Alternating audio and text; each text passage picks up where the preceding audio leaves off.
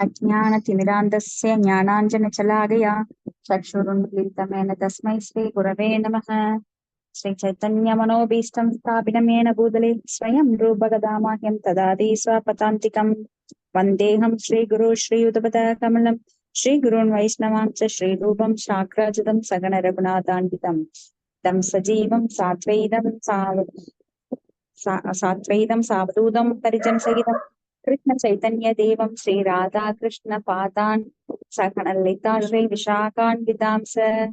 हे कृष्णा करुणा सिन्धो दीनबन्धो जगत्पते गोपेश गोपिका कांच राधा कांच नमोस्तुते।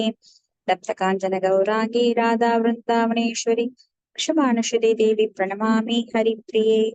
वाञ्छाकल्पतरुभ्यश्च कृपा सिन्धुभ्यश्च पतितानां पावनेभ्यो वैष्णवेभ्यो नमो नमः। श्रीकृष्ण चैतन्य प्रभु नित्यानंद श्री अद्वैत गदाधर श्रीवासादि गौरभक्तवृंद। हरे कृष्ण कृष्ण कृष्ण हरे हरे, हरे राम राम राम हरे हरे। ओम नमो भगवते वासुदेवाय। ओम नमो भगवते वासुदेवाय। ओम नमो भगवते वासुदेवाय। हरे कृष्णा। இன்னைக்கு காண்டம் 2 அத்தியாயம் 5. हरे कृष्णा माताजी, प्रणाम माताजी। அத்தியாயம் 2 5 பதம் ஸ்லோகம் 23. 24 மாதாஜி. சரிங்க மாதாஜி. ஆமா 24. ஆமாங்க. ஹரே கிருஷ்ணா மாதாஜி. பிரணாம்ஸ் மாதாஜி. பிரணாம்ஸ் மாதாஜி. ஹரே கிருஷ்ணா. பதம் 24. ஹரே கிருஷ்ணா மாதாஜி. பிரணாம்ஸ் மாதாஜி. பதம் 24. சோ அஹங்கார இதி புரோக்தோ விகுர்வன் சமபூத்ரிதா வைகாரிகஸ்தைஜஸ்ச தாமஸ்சேதி யத்பிதா திரவ்யசக்தி கிரியாசக்தி ஞானசக்தி பிரபோ. ஹரே கிருஷ்ணா. நான் படிக்கிறேன் மாதாஜி. மொழிபெயர்ப்பு. ஓம் நமோ பகவதே வாசுதேவாய. ஓம் நமோ பகவதே வாசுதேவாய. ஓம் நமோ பகவதே வாசுதேவாய. மொழிபெயர்ப்பு பொருளுரை ஆஷா பக்தி வேதாந்த சாமி பிரபாதுக்கே ஜெய். மொழிபெயர்ப்பு. இவ்வாறாக சுயநலம் கருதும் பௌதீக அகங்காரம் 3 அம்சங்களில் உருமாற்றம் செய்யப்பட்டு சத்துவம் ரஜோ தமஸ் என்னும் பிரிவுகளாக அறியப்படுகிறது. அப்பிரிவுகள் ஜடத்தை விருத்தியாக்கும் சக்திகள், ஜடப்படப்பை பற்றிய அறிவு மற்றும் அத்தங்கை பௌதீக செயல்களை வழிநடத்தும் புத்தி ஆகியவை ஆகும். நாரதா இதை புரிந்து கொள்வதற்குரிய முழு தகுதியை நீ பெற்றிருக்கிறாய். பொருளுரை. பௌதீக அகங்காரம் அல்லது ஜடத்துடன் அடையாளப்படுத்திக் கொள்ளும் அறிவு என்பது மொத்தத்தில் சுயநலத்தை மையமாக கொண்டதாகும். இந்நிலையில் பகவானின் இருப்பை பற்றிய தெளிவான அறிவு இருக்காது. மேலும் பௌதீகத்தில் ஆழ்ந்துள்ள ஜீவராசிகள் சுயநலம் கொண்ட இந்த அகங்காரமே பிற பொருட்களால் பந்தப்படுத்துவதற்காகும். அந்த பந்தப்பட்ட ஜட வாழ்வை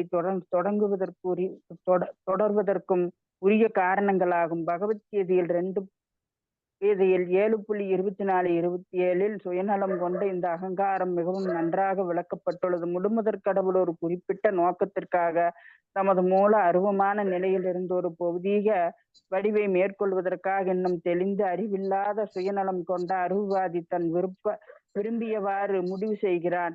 அருவவாதிகள் பிரம்ம சூஸ்திரங்களாலும் பிற முக்கிய வேத இலக்கியங்களாலும் மிகவும் அக்கறை கொண்டவர்களாக காணப்பட்டாலும் பரம்புருஷரை பற்றி அவர்களுடைய தப்பான அபிப்பிராயம் தொடர்ந்து கொண்டே இருக்கிறது. பகவானின் சுய ரூபத்தை பற்றி எந்த அறியாமைக்கு காரணமாக இருப்பது வெவ்வேறு குணங்களின் சுவை கலவையை பற்றி அறியாமையாகும். இவ்வாறாக நித்தியமான அறிவு, ஆனந்தம் மற்றும் இருப்பு ஆகியவற்றை கொண்டதான பகவானின் ஆன்மீக உருவத்தை அருவவாதிகளால் சிந்தித்து பார்க்க முடியாமல் இருக்கிறது. பக்தர் அல்லாதவர்கள் பகவத்கீதை போன்ற நூல்கள் நன்றாக கற்றறிந்த பிறகும் அவர்களது வீண் பிடிவாதத்தால் அருவவாதிகளாகவோ எஞ்சி இருக்கின்றனர். காரணத்தினால் அவர்களிடம் பகவான் தம்மை வெளிப்படுத்துவதில்லை. இத்தங்கை வீண் பிடிவாதம் யோகமையால் விளைந்ததாகும். இது அருவவாதியின் கண்களை மறைத்து விடுகிறது. அத்தங்கை குழப்பமுடைய ஒரு மனிதனால் பகவானின் உன்னதமான உருவம் பெறப்பட்டதும் மாற்றப்பட முடியாதும் ஆகும் என்பது புரிந்து கொள்ள முடியாதால் அவன் மூடன் என்று விவரிக்கப்படுகிறான். பகவான் அவரது மூல அருவமான அம்சத்தில் இருந்த ஒரு ஜட உடலை ஏற்பாடாயினும் அவர் பிறந்து அருவ நிலையிலிருந்து உருவ நிலைக்கு மாறுகிறார் என்பது பொருளாகும். ஆனால் அவர் மாற்றமற்றவர் அல்லவா? பந்தப்பட்ட ஆத்மாவை போன்ற புது பிறவியை அவர் ஒருபோதும் ஏற்பவர் அல்ல. பந்தப்பட்ட ஆத்மா அவனுடைய பந்தப்பட்ட வாழ்வின் காரணமாக பிறவிதோறும் வெவ்வேறு உடல்களை ஏற்கிறான். ஆனால் சுயநலம் கொண்ட அருவவாதிகள் வேதாந்த அறிவில் முன்னேறியவர்கள் என்று அறியப்பட்டிருந்தும் அவர்களின் அகங்காரத்தால் முழு அறியாமையின் காரணமாக பகவானை தங்களில் ஒருவராக கருதுகிறார். பகவான் ஒவ்வொரு தனிப்பட்ட ஜீவராசி நிதியத்திலும் வாசம் செய்பவராக இருப்பதால் அத்தங்கை பந்தப்பட்ட ஆத்மாக்களின் கடந்த நிகழ் மற்றும் எதிர்காலத்திற்கேற்ப அவர்களுடைய சுபாவத்தை அவர் நன்கு அறிந்துள்ளார். ஆனால் குழம்பியுள்ள பந்தப்பட்ட ஆத்மாவால் பகவானை அவரது நிச்சயமான உருவில் அறிவது மிகவும் கஷ்டமாகும். எனவே பகவானின் பிரம்மம் மற்றும் பரமாத்மா அம்சங்களை அறிந்து பிறகும் அருள்வாதி பெருமாளின் விருப்பத்தால் அவரது நித்திய சுய ரூபத்தை அறியாதவனாகவே இருக்கிறான். இந்த ரூபம் அனைத்து ஜட படைப்புகளுக்கும் அப்பாற்பட்ட நித்தியமான நாராயண ரூபமாகும். ஜட தேவைகளை செயற்கையான முறையில் அதிகரித்து கொண்ட போவதில் பௌதீக மனிதனுக்குள்ள தொடர்ந்து ஈடுபாடே இத்தங்கை அறியாமை காரணமாகும். பரம்புருஷ பகவானை உணர்வதற்கு ஜட புலன்களை ஒருவன் பக்தி தொண்டால் தூய்மைப்படுத்த வேண்டும். தத்துவ குணம் அல்லது வேத இலக்கியங்களில் சிபாரிசு செய்யப்பட்டுள்ள பிராமண பண்பாடு அத்தங்கை ஆன்மீக உணர்வுக்கு உதவக்கூடியதாகும். இவ்வாறாக பந்தப்பட்ட ஆத்மாக்களின் ரித்யவயா சக்தி மற்றும் கிரியா சக்தி பந்தப்பட்ட ஆத்மா கிரிய சக்திகளுடன் ஒப்பிடப்படும் பொழுது ஞானசக்தி மேலானதாக காணப்படுகிறது.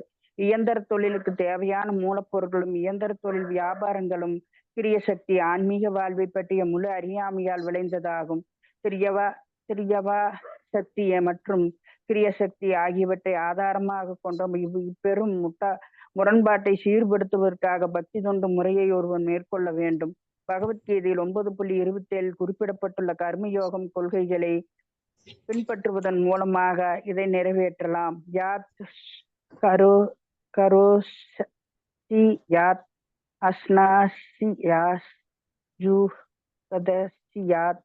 யாத் தபஸ்யாசி கவுந்தே. ஹரே கிருஷ்ணா மாதாஜி. யத் கரோசி யத் அஸ்னாசி யத் ஜிகோஷி ததாசி யத் தபஸ்யசி கௌந்தேய தத் குருஷ்வ மத்அர்ப்பணம். குந்தியின் மகனே, எதையெல்லாம் நீ செய்கிறாயோ, எதையெல்லாம் நீ உண்கிறாயோ, எதையெல்லாம் நீ படைக்கின்றாயோ, எதையெல்லாம் நீ கொடுக்கின்றாயோ அவைகளை மட்டுமல்ல, எந்த தவங்களை எல்லாம் நீ புரிகின்றாயோ அவை அனைத்தையும் எனக்கு நிவேதனமாக நீ செய்ய வேண்டும். ஹரே கிருஷ்ண மாதாஜி. ஹரே கிருஷ்ண மாதாஜி. தேங்க்யூ மாதாஜி. அப்ப இங்க வந்து சுயநலம் கருதும் பௌதீக அகங்காரம். பௌதீக அகங்காரம், இப்ப பௌதீகத்துல வாழ்ற எல்லாருமே பௌதீகவாதிகள். ஜட உலகில வாழ்றவங்க எல்லாருமே அகங்காரம், பொய் அகங்காரம் என்னும் குணத்தினால் ஆட்கொள்ளப்பட்டு சுயநலத்தோட இருக்கிறதுனால பகவானை பற்றி புரிந்து கொள்ள அவங்களால முடியல. அப்ப 3 அம்சங்கள்ல உருமாற்றம் செய்யப்பட்டு சத்துவ ரஜஸ் தமஸ் அப்படின்னு 3வது நம்மை ஆட்கொள்கின்றது இந்த மாயை. இந்த மாயை வந்து 3 குணங்கள்ல நம்மளை ஆட்கொள்கின்றது. அது வந்து ஜடத்தை விருத்தியாக்கும் சக்திகள், ஜடப்படைப்பை பற்றிய அறிவு மற்றும் அத்தகைய பௌதிக செயல்களை வழிநடத்தும் புத்தி, இதையெல்லாம் நம்மளுக்கு கொடுக்குது. இப்ப நாம வந்து எப்படி ஜடத்துல போராடி வாழ்வது, மற்றவர்களை எப்படி ஏமாற்றுவது, எப்படி தொழில் செய்வது, இதுதான் ஜட விஞ்ஞானம். நம்ம ஜட அறிவு, ஜட கல்வி அப்படிங்கிறது என்னன்னா, இப்ப நாம நிறைய படிக்கிறோம்.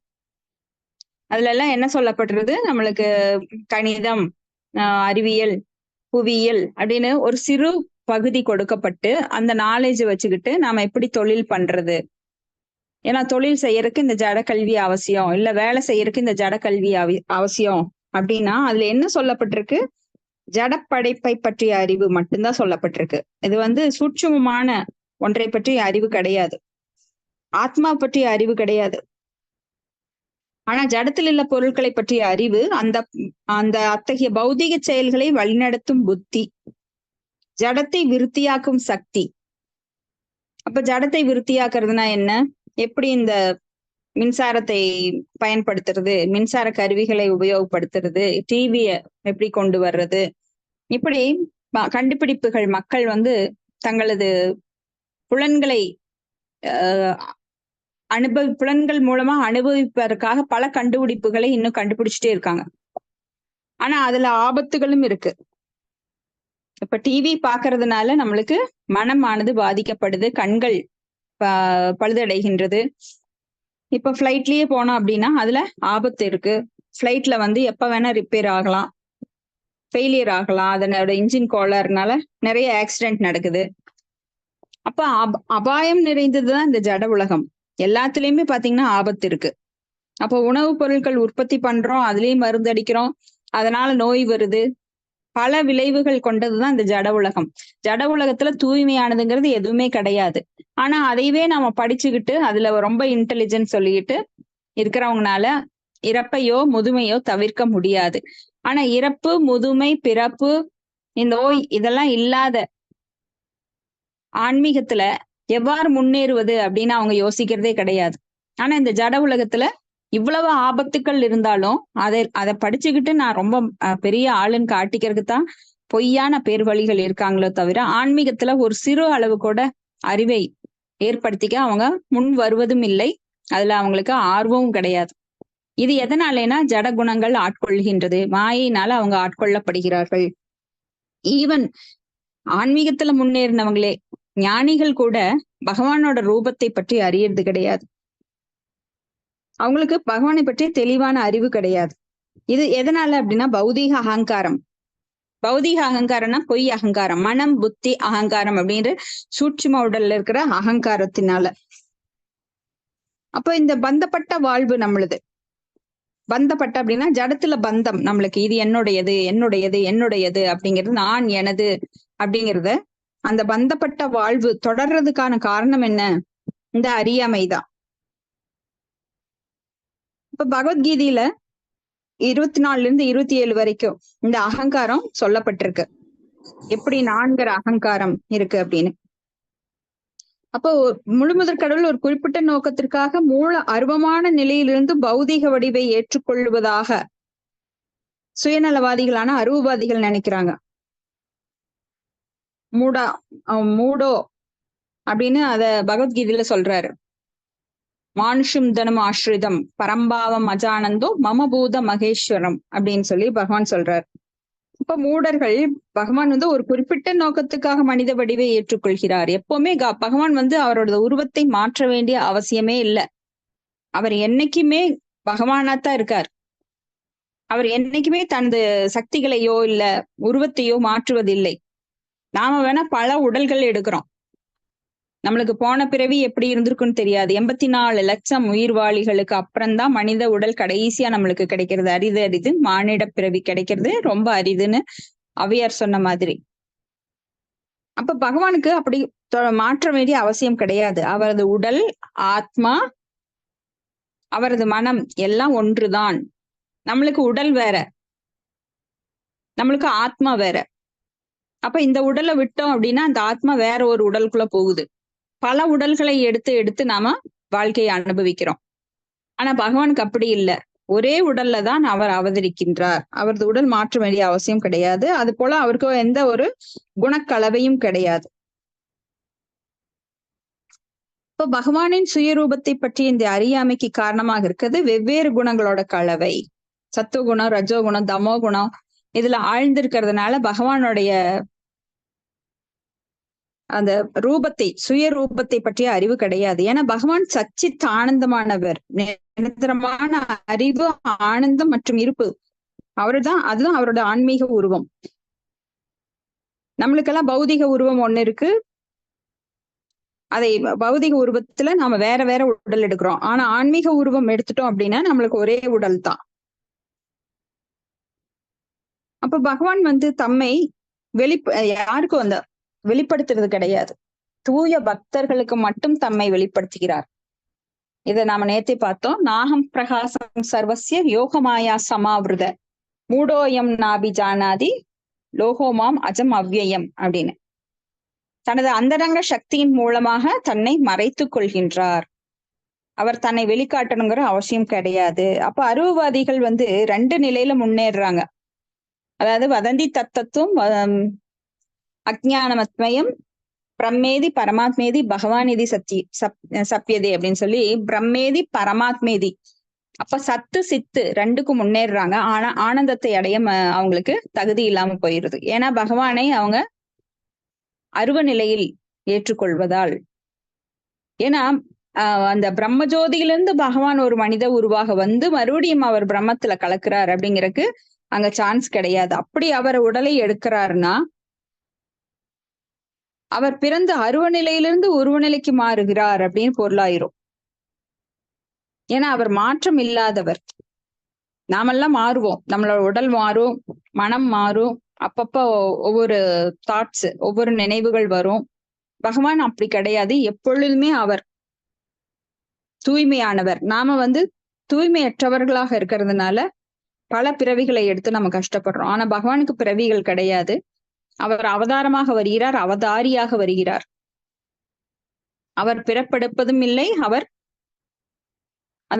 வந்து கருவுல பிறப்பெடுக்கிறதும் கிடையாது, அவர் மரணம் அடைவதும் கிடையாது. தோன்றுகிறார், மறைகிறார்.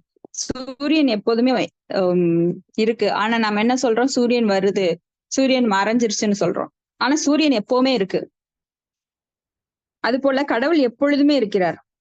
ஆனா முழு அறியாமையின் காரணமா பகவானை தங்களில் ஒருவராக சிலர் வந்து அகங்காரத்தினால நினைக்கிறாங்க. ஏன்னா பகவானுக்கு சமமாகவோ மேலாகவோ யாராலும் ஆக முடியாது. ஒவ்வொரு தனிப்பட்ட ஜீவராசியிலும் பகவான் வசிக்கிறார். ஹிருதயவாசியாக, பரமாத்மாவாக இருக்கிறார். அதனால அவருக்கு கடந்த காலம், நிகழ்காலம், எதிர்காலம் எல்லாம் தெரியும். அப்போ ஒரு சமயம் அர்ஜுனன் கூட கேட்கிறார், எனக்குத்தானே நீங்க பகவத்கீதையை உபதேசிச்சிருக்கிறீங்க, அப்ப நீங்க சொல்றீங்க இதுக்கு முன்னாடி நானு சூரிய பகவானுக்கு உபதேசிச்சேன்னு சொல்றீங்களே, நானும் நீங்களும் ஒன்னாத்தானே இருக்கிறோம், அப்ப எப்படி நீங்க உபதேசிச்சிருக்க முடியும் அப்படின்னு. அப்ப பகவான் சொல்றாரு, நான் பல கோடி மில்லியன் ஆண்டுகளுக்கு முன்னாடி பகவத்கீதையை சூரிய பகவானுக்கு உபதேசிச்சேன்.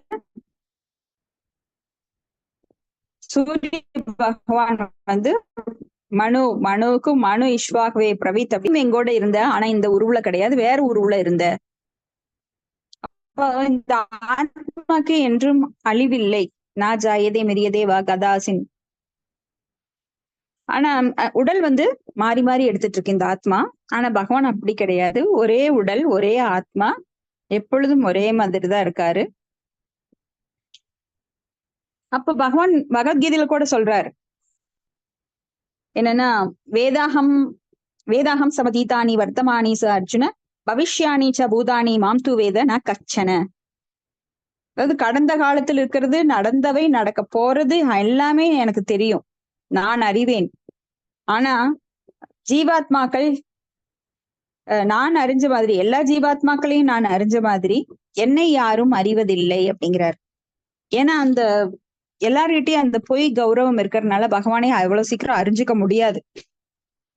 ஞானிகள் 1000 ஆண்டுகள் தவம் பண்ணினா கூட அவங்க பகவானை பற்றி தெரிஞ்சுக்க முடியாது. ஏன்னா பகவானோட அவ்யக்த ரூபத்தை அவங்க மனசுல நிலைநிறுத்திட்டு இருக்கிறதுனால, அவரோட ரூப வடிவமாக பகவான் ஷியாமசுந்தர ரூபம், அந்த திரிபங்க நிலையில என்றுமே அவர் உருவத்துல, நம்மளுக்கே உருவம் இருக்கும்போது பகவான் வந்து நம்மளுக்கே உருவம் கொடுக்கிறார். அப்ப பகவான் எப்படி உருவமற்றவரா இருக்க முடியும்? ஒரு தாய் குழந்தைக்கு உருவம் கொடுக்கறா. அப்போ அந்த மகன் வளர்ந்து என் தாய்க்கு உருவம் இல்லைன்னு சொல்ல முடியுமா? ஹரே கிருஷ்ணா. ஹலோ, ஹரே கிருஷ்ணா மாதாஜி. கம்பெனி நேம் கேட்டீங்கன்னு சொல்லுங்க. ஹரே கிருஷ்ணா பிரபு. சாரி, அன்மியூட் பண்ணிக்கோங்க.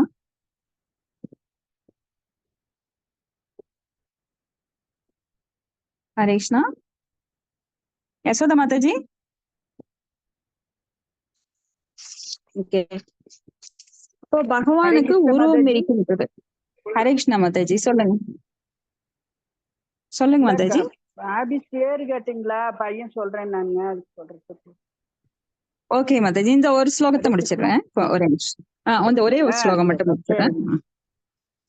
அப்ப அறியாமையின் காரணமாக பகவானை தன்னில் ஒருவராக சொல்லிட்டு இருக்காங்க, முடிச்சுட்டு தன்னில் ஒருவராக கருதுறாங்க.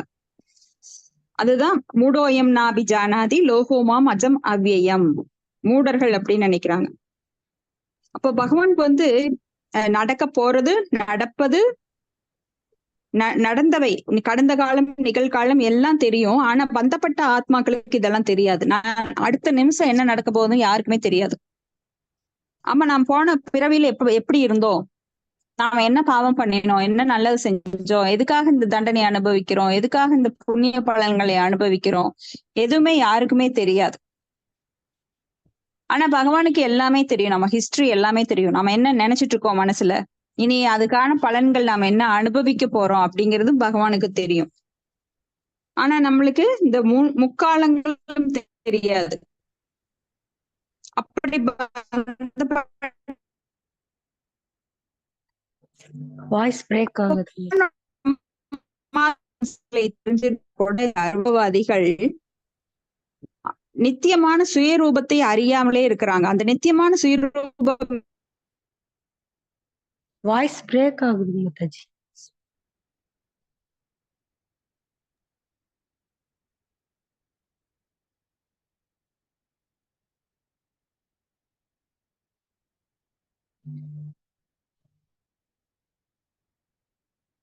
ஹரே கிருஷ்ணா மாதாஜி.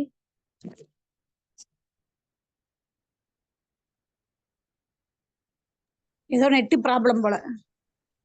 அதான் சந்திராதி.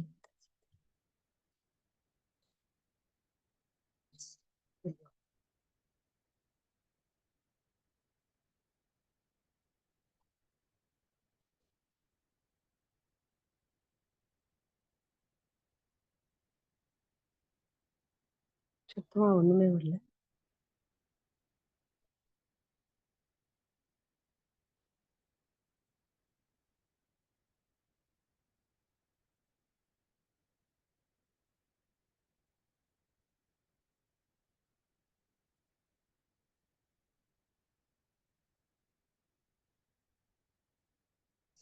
என்னன்னு தெரியல.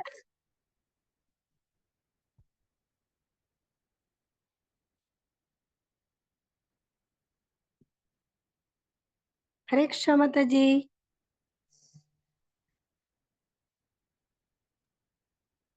மியூட் ஆயிருக்காட்டு இருக்குங்க மாதாஜியோடது. அதான் அவங்க கூட பேசிட்டு இருக்காங்களா இருந்துச்சு. ஓ சரி சரி. இருக்கலாம். எங்கூட ஒண்ணும் பேசலீங்க, நெட்டுக்கு அவங்க ப்ராப்ளம் அங்க. அப்படிங்களா? சரி சரி. ஆமாங்க. சரி சரி மாதாஜி. ராஜலட்சுமி மாதாஜி நல்லா இருக்கீங்களா? நல்லா இருக்காங்க மாதாஜி. நீங்க நல்லா இருக்கீங்களா? எங்க இருக்கீங்க? திருப்பதி இல்லையா? இல்ல அனந்தபுரம்ல மாதாஜி. புக்கே இல்ல மாதாஜி, அதால அட்டன் பண்ணல கிளாஸ், வேற ஒண்ணும் இல்ல. சரி சரிங்க. ஹரே கிருஷ்ணா. பெங்களூர். ஹரே கிருஷ்ணா மாதாஜி. சாரி மாதாஜி, இது நெட் கட் ஆயிடுச்சு. சரி சரிங்க. ஓகேங்க. ஓகே. அப்போ இங்க வந்து நாராயணர் ரூபம் தான் மூல ரூபம். ஜட தேவைகளை செயற்கையான முறையில் அதிகரித்து கொண்டே போவதால் பௌதிக மனிதனுக்கு தொடர்ந்து ஈடுபாடே இத்தகைய அறியாமை காரணமா இருக்கு. ஏன்னா எல்லாரும் கழுதைகள் போல உழைக்க விரும்புறாங்களே தவிர ஆத்ம ஞானத்தை வளர்த்துக்கொள்ள யாருமே விரும்புறது கிடையாது. அதனால இந்த அறியாமை இருக்கிறதுனால பகவானை பத்தி அவங்க தெரிஞ்சுக்கிறது ரொம்ப கஷ்டமான காரியம். இப்ப பரமபுருஷ பகவானை உணரணும் அப்படின்னா ஜடப்புலன்களை ஒருவன் பக்தி தொண்டால் தூய்மைப்படுத்த வேண்டும். ரிஷிகேன சேவனம் பக்தி ருச்சியதே. அப்ப அந்த ஜடப்புலன்களுக்கு அதிபதியான இந்த ரிஷிகேஷருக்கு ஒருவன் ஜடப்புலன்களை கொண்டு பக்தி தொண்டு செய்வதால் அவனது புலன்கள் தூய்மை அடையும். அப்ப புலன்கள் அப்படின்னா வெறும் ஜடப்புலன்கள் மட்டும் கிடையாது, சூட்சுமமான புலன்கள், மனம், புத்தி, அகங்காரம். அந்த அகங்காரம் கூட உண்மையான அகங்காரம் வந்துரும். 2 விதமான அகங்காரம் இருக்கு. ஒண்ணு பொய் அகங்காரம், நான் உடல் அப்படிங்கிற பொய் அகங்காரம். அப்ப சத்துவகுணம் அல்லது வேத இலக்கியங்களில் சிபாரிசு செய்யப்பட்டுள்ள பிராமண பண்பாடு அத்தகைய ஆன்மீக உணர்வுக்கு உதவக்கூடியது. இவ்வாறு பந்தப்பட்ட ஆத்மாக்களின் திரவிய சக்தி கிரியா சக்தியுடன் ஒப்பிடும்போது ஞான சக்தி மேலானது. இப்ப ஒவ்வொரு சக்திகள் எப்படி இருக்கு அப்படின்னா கிரியா சக்தி, திரவிய சக்தி, ஞான சக்தி அப்படின்னு இருக்கு. அதுல வந்து திரவிய சக்தி அப்படிங்கிறது பௌதீகமான பொருட்களை பற்றிய அறிவு. என்ஜினியரிங், டாக்டர் படிக்கிறது, என்ஜினியரிங் படிக்கிறது, IAS படிக்கிறது, IPS படிக்கிறது, இதெல்லாம் வந்து திரவிய சக்தி, அதாவது இந்த ஜட பொருட்களை பற்றிய அறிவு. அப்புறம் கிரியா சக்தி, கிரியாசக்தி அப்படின்னா எனக்கு என்னன்னு தெரியல. அதுவும் ஒருவித ஜடசக்தி தான். இயந்திர தொழில் வியாபாரங்கள் அதெல்லாம் கிரியாசக்தி. அப்ப ஆன்மீக வாழ்வை பற்றிய முழு அறியாமையால் விளைவதாகும். இந்த இதெல்லாம் வந்து இதெல்லாம் கத்துக்கிட்டா ஆன்மீக வாழ்வை பற்றிய அறிவு வந்துராது. அப்போ இந்த கிரியாசக்தி திரவிய சக்தியை ஆதாரமா கொண்ட இந்த முரண்பாட்டை சீர்படுத்துவதற்காக பக்தி தொண்டு முறையை ஒருவன் மேற்கொள்ள வேண்டும். அப்போ இந்த பௌதிகத்துல எல்லாமே பௌதிகமான பொருட்கள், பௌதிகமான எண்ணங்கள், இதை எப்படி ஆன்மீகமாக்குவது அப்படிங்கிற விஞ்ஞானத்தை தான் இந்த பக்தி தொண்டு அப்படின்னு நம்மளுக்கு சொல்லித்தரப்படுகின்றது. அது பாகவதத்துல பகவத்கீதையில எல்லாம் நம்ம படிச்சோம்னா தெரியும். நம் செயல்களை எப்படி ஆன்மீகமயமாக்குவது அதுதான் ஸ்ரீ கிருஷ்ணர் சொல்றாரு பகவத்கீதையில. யத் கரோசி யத் தஸ்னாசி யத் ஜிகோசி ததாசி யத் தபசி கௌந்தேய தத் குருஷ்வமத் அர்ப்பணம். எதையெல்லாம் செய்கிறாயோ, எதையெல்லாம் உண்கிறாயோ, எதையெல்லாம் படைக்கிறாயோ, எதையெல்லாம் கொடுக்கிறாயோ, அவைகளை எந்த தவங்களை எல்லாம் நீ புரிகிறாயோ அவை அனைத்தையும் எனக்கு நிவேதனமாக செய்ய வேண்டும். இப்ப 24 மணி நேரம் பகவானுக்காக செய்யும் பொழுது அது எல்லாமே பக்தி தொண்டாக ஆகின்றது. ஹரே கிருஷ்ணா. ஒரே நிமிஷம். அடுத்தது ஸ்லோகம் 25. தாமசா தபீபூதாதேர் விகுர்வாணா தபூன்னபஹ தஸ்ய மாத்ரா குணசப்தோ லிங்கம் யத்ருஷ்யயோ. ஹரே கிருஷ்ணா. யார் படிக்கிறீங்க மாதாஜி? மாதாஜி நான் படிக்கிறேன். படி. கவிதா நான் படிக்கவா? படிங்க மாதாஜி, படிங்க. மொழிபெயர்ப்பு. 5 மூலப்பொருட்களில் முதலாவதான ஆகாயம் பொய் அகங்காரத்தின் இருளில் இருந்து உற்பத்தி செய்யப்படுகிறது.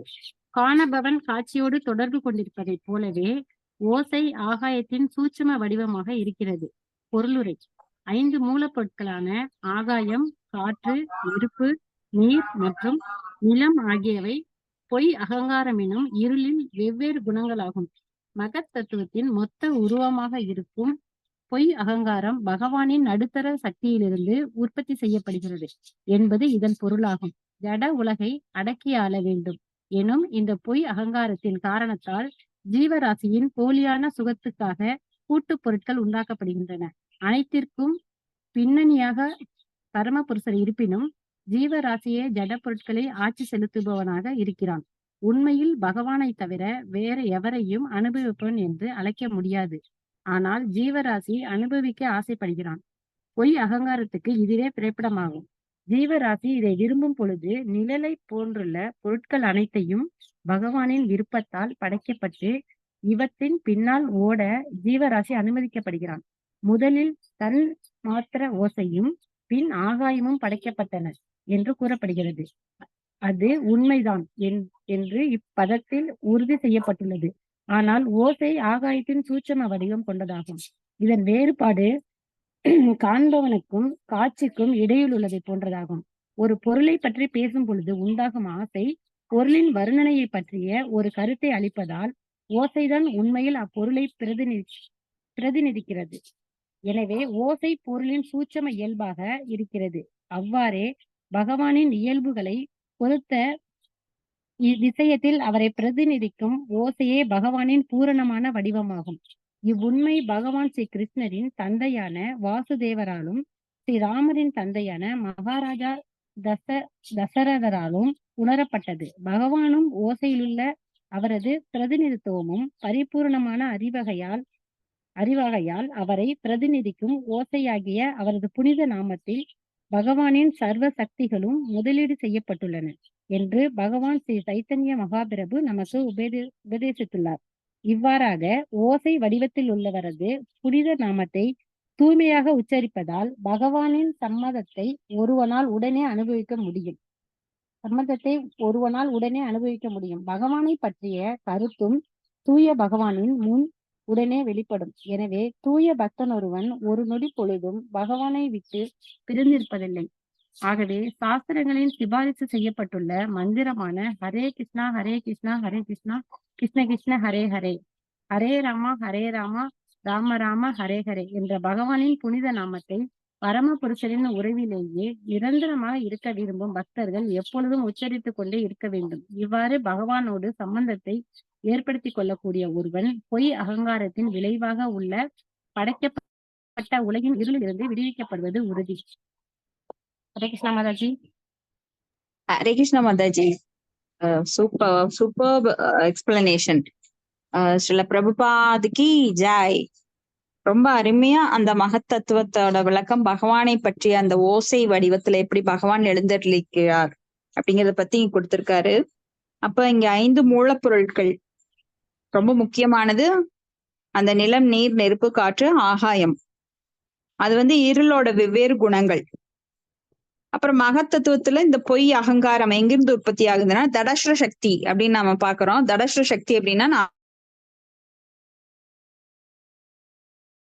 அந்த பொய் அகங்காரம் வெளிப்படுகின்றது. ஏன்னா ஜடத்தை அடக்கி ஆளோங்கிற காரணத்தினால ஜீவராசி இந்த போலியான கருத்துக்கு அவன் ஆட்கொள்கின்றான். ஏன்னா ஜடம் அப்படிங்கிறது நம்மளால அடக்க முடியாது. இப்ப யாராவது நிலநடுக்கத்தை அடக்குங்க. இப்போ கேரளால ஒரு நிலநடுக்கம், மழை சரிஞ்சுது. யாராவது இதை கண்ட்ரோல் பண்ண முடியுமா? ஒரு சயின்டிஸ்டே வச்சுக்கோங்க. சயின்டிஸ்டே இந்த கையை காட்டினார்னா அந்த நிலநடுக்கம் நின்றுமா? இல்ல ஏதாவது கருவியை வச்சு நிக்க வைக்க முடியுமா? ஒரு சுனாமியை நிறுத்த முடியுமா? இல்ல ஒரு பிரளயத்தை நிறுத்த முடியுமா? எந்த அழிவையும் அவங்களால நிறுத்த முடியாது. தற்காலிகமா ஏதாவது நிவாரணம் வேணா பண்ணலாம். அங்க இருக்கிற ஜனங்களுக்கு நாங்க அரிசி கொடுக்குறோம், பருப்பு கொடுக்குறோம், துணி கொடுக்குறோம். ஆனா பகவானோட சக்தி ஒரு சிறு பொறி. அதெல்லாம் பகவான் நினைச்சாருன்னா இந்த உலகத்தையே திருப்பி போடுவாரு. அப்போ இதெல்லாம் பொய்யான அகங்காரத்தின் ஜடத்தை அடக்கியால இந்த ஜீவராசி விரும்புறான். சயின்டிஸ்டுகள் நிறைய கண்டுபிடிக்கிறோம்னு சொல்றாங்க. ஆனா யாராவது ஒரு உயிரை உருவாக்க முடியுமான்னு கேட்டா முடியாது. தன்மாத்திர ஓசை, அதுக்கப்புறம் ஆகாயம் படைக்கப்படுகின்றது. அப்போ ஓசை அப்படிங்கிறது ஆகாயத்தோட சூட்சும வடிவம். இது எப்படின்னா காண்பவனுக்கும் காட்சிக்கும் இடையில் உள்ளது வேறுபாடு போன்றது. அப்போ ஒரு பொருளை காண்கின்றோம், அந்த காட்சி நம்மளுக்கு தெரியுது. அப்ப ரெண்டு செயல்கள் அதுல நடக்குது. அப்போ ஒரு பொருளை பற்றி பேசும்போது உண்டாகும் ஆசை, அந்த வர்ணனையை பற்றிய ஒரு கருத்தை அளிக்கிறதுனால அந்த பொருளை அந்த ஓசை பிரதிபலிக்கின்றது. இப்ப நாம டிவி முதல்ல வந்தப்போ, ஓ டிவியா, அதுல நாம அங்க எவ்வளவு தூரத்துல கிரிக்கெட் போட்டாலும் நம்மளுக்கு அப்படியே தெரியும். அதை நான் முதல்ல வந்தவங்க நம்பவே மாட்டாங்க. டிவி வந்த புதுசுல ஒரு டெலிபோனா, அது அமெரிக்கால இருந்து பேசினா கூட நம்மளுக்கு கேட்கும். இதையும் நம்பி இருக்கவே மாட்டாங்க. ஆனா அது கண்ணுல பார்க்கும்போது அதை காண்பவர்கள் நம்புறாங்க. அப்போ அந்த ஓசைதான் அப்பொருளை பிரதிபலிக்கின்றது. அப்போ ஃபேன் அப்படின்னா முதல்ல அது சுத்தும், அதுல இருந்து காத்து வரும் அப்படின்னு ஒரு 200 வருஷங்களுக்கு முன்னாடி தெரியாது. அப்ப அதை சொல்லும் போது அந்த பொருளானது பிரதிபலிக்கின்றது. அப்போ ஒரு பொருளை நாம சொல்லும் போது அதனோட காட்சி நம்மளுக்கு மனக்கண்ணுல தெரியும், அது கண்ணுல பார்க்கும்போது தெரியும். அது போல பகவானை பற்றி சொல்லும் போது, பகவானுடைய நாமத்தை உச்சரிக்கும் போது பகவானே நம்மளுக்கு தோன்றுகின்றார். அப்ப பகவானுக்கும் பகவானுடைய நாமத்திற்கும் வித்தியாசம் இல்லை. இப்ப டிவின்னு சொன்னா டிவிக்கும் நான் சொல்ற வார்த்தைக்கும் வித்தியாசம் இல்லை. அது புரியுறது இல்லைங்களா? அது போல பகவானுடைய நாமத்தை சொல்லும் அந்த நாமத்திற்கும் பகவானுக்கும் வித்தியாசம் இல்லை. ஃபேன் அப்படின்னா அது ஃபேன் தான், அந்த சொல்லுக்கும் ஃபேனுக்கும் வித்தியாசம் கிடையாது. டிவி அப்படின்னா அந்த டிவிக்கும் அந்த பொருளுக்கும் வித்தியாசம் கிடையாது. அது போல பகவானுடைய நாமத்திற்கும் பகவானுக்கும் வித்தியாசம் இல்லை. அப்ப இந்த நாமமானது நம்மையும் பகவானையும் இணைக்கும் ஒரு பாலம். யுஜ் அப்படின்னா யுஜ் என்ற வார்த்தையில வர்றதுதான் அந்த இணைக்கும் சொல். பகவானை பற்றி சிந்தித்து கொண்டே இருப்பது. அப்ப பகவான் உடனே நம்ம முன்னாடி நம்மளோட நாவல அங்க நடனமாட ஆரம்பிச்சிடுறாரு. ஹரே கிருஷ்ண கிருஷ்ண கிருஷ்ண ஹரே ஹரே, ஹரே ராம ராம ராம ஹரே ஹரே. அப்போ இந்த நாமத்தை சொல்லும் போது நாம பகவானுடைய உடனே கனெக்ட் ஆகுறோம். ஹலோன்னு சொன்னா எப்படி நாம போன்ல கனெக்ட் ஆகுறோம்? அவங்க துபாயில இருந்தாலும் சரி, அவங்க வேற எந்த இடத்துல இருந்தாலும் சரி, நம்ம உடனே கனெக்ட் ஆயிடுவோம். அது போலத்தான் பகவானோட நாமத்தை சொல்லும் போது பகவானோட உடனே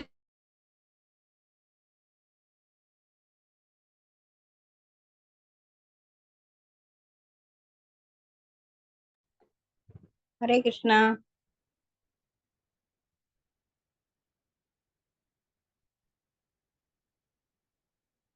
பிரபுபாதர் சொல்றாரு. ஏங்க மத்தாஜி கட்டாயி வருதா அப்போ மத்தாஜி? இந்த ஹரே கிருஷ்ணா. கட் ஆகுதுங்களா? ஆமாங்க மத்தாஜி. ஒரு எல்லாருக்குமே கட்டாய் கட் கட்டாய் ஆகுதுங்களா? ஹரே ஆமா எல்லாருக்குமே மாதாஜி, தான் கட் ஆமா ஆகுது. மாதாஜி. ஆமா ஹலோன்னு மாதாஜி. சொன்னதுல கொஞ்சம் இருந்து கட் ஆயிடுச்சு மாதாஜி. 2 டிப் கட் ஆயிடுச்சு மாதாஜி.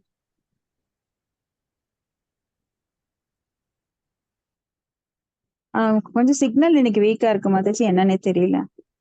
சரி சரி. ம் ஓகே இருங்க.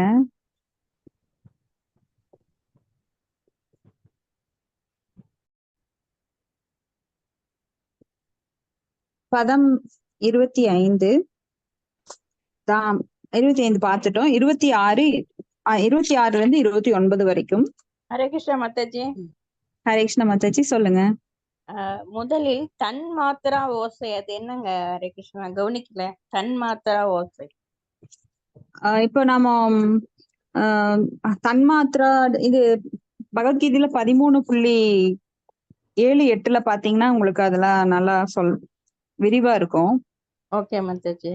5 ஞானேந்திரியங்கள், 5 கர்மேந்திரியங்கள், 5 தன்மாத்திரைகள், அப்புறம் 5 பஞ்ச கூறுகள், 24 மூலக்கூறுகள் அதெல்லாம். ஆமாங்க, அதுல வர்றதுதான் அந்த தன்மாத்திரைகள். Okay okay okay. நீங்க விரிவா வேணும் அப்படின்னா 7-8 13.7-8 பாத்தீங்கன்னா அதுல நிறைய 6-7 சரி அதுல இருக்கும். ஓகே மத்தாஜி. அப்ப சரி. குரல், கால், கை, ஆசனவாய், பாலுறுப்பு இதெல்லாம் கர்மத்தை செய்யக்கூடியது. அப்ப அது 5 கர்மேந்திரியங்கள். ஓகே. இந்த குரல், கால், கை, ஆசனவாய், பாலுறுப்பு. புரிஞ்சு. ஓகே மாதாஜி. ஓகே மத்தாஜி. தேங்க்யூ மத்தாஜி. ஓகே. அப்ப இந்த 24 மூலக்கூறுகள்ல தான் தன்மாத்திரை ஓசைகள். அடுத்தது 26ல இருந்து 29 வரைக்கும் ஸ்லோகங்கள். சரி. லட்சுமி மாதாஜி படிக்கிறீங்களா? இருக்காங்களா? இல்ல நினைக்கிறேன். அவங்க இல்ல மாதாஜி. ஓகே மாதாஜி. நபசோ அத விகுர்வாணாத் ஆபுஸ்பர்ஷ குணோ நிலஹ பரான்வயாத் சப்தவாம்ச்ச பிராணவோஜச சஜோ பலம் சகோ பலம் வாயோரபி விகுர்வாணாத் காலகர்ம ஸ்வபாவவாத உதபத்ய தேஜோ வை ரூபவத் ஸ்பார்ச சப்தவத் தேஜசஸ்து விகுர்வாணாத் ஆசீதம்போரசாத்மகம் ரூபவத் ஸ்பர்சவத் சாம்போ கோஷவத் பரான்வயாத் விசேஷஸ்து விகுர்வாணாத் அம்பசோ கந்தவானாபூத் பரான்வயாத்ர ச ஸ்பர்ச சப்தரூப குணான்விதஹ. ஹரே கிருஷ்ணா. நான் படிக்கட்டுங்களா மாதாஜி? படிங்க மாதாஜி. ஹரே கிருஷ்ணா மாதாஜி. மொழிபெயர்ப்பு ஆசாத் சுவாமி சில பிரபாக்கி ஜெய். மொழிபெயர்ப்பு. ஆகாயம் உருமாற்றப்பட்டிருப்பதால் காற்று ஸ்பரிசத்தின் தன்மையுடன் உண்டாக்கப்பட்டு உள்ளது. மேலும் முந்தைய தொடர்பால் காற்று ஓசையாலும் ஆயிலின் அடிப்படை கொள்கையாகவும் புலனுறவு, மனோசக்தி மற்றும் உடல் வலிமை ஆகியவற்றாலும் நிரப்பப்பட்டுள்ளதாக உள்ளது. நாளடைவில் காற்று உருமாற்றப்படும் பொழுது நெருப்பு உற்பத்தி செய்யப்படுகின்றது. இந்த நெருப்பு ஸ்பரிசத்தின் உணர்வு மற்றும் ஓசை ஆகியவற்றுடன் கூடிய வடிவத்தை ஏற்கின்றது. நெருப்பு உருமாற்றப்படுவதால் சாரும் சுவையும் நிறைந்த நீரும் தோன்றுகின்றது. முந்தவைகளை போன்றவை இதற்கு வடிவமும் சிபாரிசும் இருப்பதுடன் ஒரு ஓசையால் நிரப்பப்பட்டுள்ளதாகவும் உள்ளது. மேலும் நீர் நிலத்தின் மீதுள்ள பலவகைப்பட்ட பொருட்களின் உருமாற்றமாகவும் இருப்பதால் வாசனை உள்ளதாகவும் காணப்படுகின்றது. முந்தியை போலவே இதுவும் முறையாக சாறு, ஸ்பரிசம், ஓசை மற்றும் வடிவம் ஆகிய தன்மை நிரம்பியுள்ளதாக ஆகின்றது. பொருளுரை. ஒரு மூலப்பொருளில் படிப்படியாக முன்னேற்றத்தினாலும் வளர்ச்சியினாலும் மற்றொரு மூலப்பொருள் மாற்றமடைகின்றது. இது மேலும் மாறி பூமியின் மீதுள்ள பலவகைப்பட்ட மரங்கள், செடிகள், மலைகள், ஆறுகள், ஊர்வன, பரப்பன, மிருகங்கள் மற்றும் மனிதர்கள் ஆகிய நிலையை அடைந்து இது சிருஷ்டியின் இயக்கம் முறையாகும். புலன்கள் உணர்வின் தன்மையும் கூடவே படிப்படியாக முன்னேற்றம் கொண்டதாகும். அதாவது முதலில் அது ஓசையாகவும், பிறகு ஓசையிலிருந்து ஸ்பரிசமாகவும், அதன் பின்பு ஸ்பரிசத்திலிருந்து வடிவமாகவும் உருமாற்றப்படுகின்றது. ஆகாயம், காற்று, நெருப்பு, நீர் மற்றும் நிலம் ஆகியவற்றின் படிப்படியாக விருத்தியோடு சுவையும் வாசனையும் கூட உற்பத்தி ஆகின்றன. அவை ஒன்றுக்கொன்று காரணமாகவும் விளைவுகளும் உள்ளதாகும். ஆனால் பகவானின் விரிவாக்கம் மற்றும் மகாவிஷ்ணு இதற்கெல்லாம் மூல காரணமாக இருப்பவர். இந்த மகாவிஷ்ணு மகத்தத்துவம் காரணமாக ஜலத்தின் பள்ளி கொண்டிருக்கின்றார். இவ்வாறு இருக்க பகவான் ஸ்ரீ கிருஷ்ணர் பிரம்ம சமீதியில் சர்வ காரணங்களுக்கும் காரணமானவர் என்று விவரிக்கப்பட்டுள்ளார். இது பகவத்கீதையில் 10.8 பின்வருமாறு உறுதி செய்யப்படுகின்றன. அகம் சர்வஸ்ய பிரபவோ மத்தக சர்வம் பிரவர்ஷதே இதி மத்வா பஜந்தே மாம் புதா பாவா சமன்விதக. புலன் உணர்வின் தன்மைகள் நிலத்தின் முழுமையாக உள்ளன. பிற மூலப்பொருட்களின் அவை குறைந்த அளவில் உள்ளன. ஆகாயத்தின் ஓசை மட்டுமே உள்ளது. ஆனால் காற்றின் ஓசையும் ஸ்பரிசமும் உள்ளன. நெருப்பின் ஓசை, சிபாரிசு மற்றும் வடிவம் ஆகியவை உள்ளன. மேலும் நீரின் ஓசை, ஸ்பரிசம் மற்றும் வடிவம் ஆகியவற்றின் சுவையும் உள்ளது.